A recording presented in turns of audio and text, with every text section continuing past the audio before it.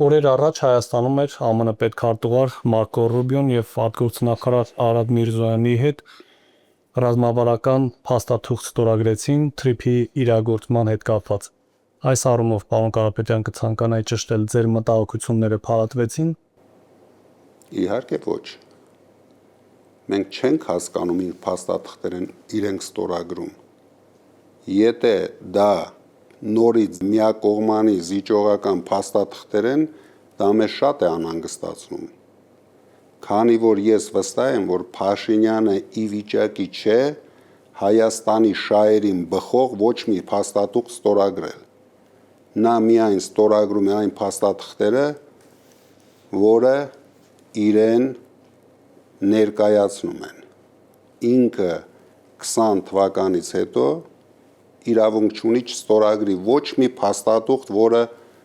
ներկայացնում են իրեն։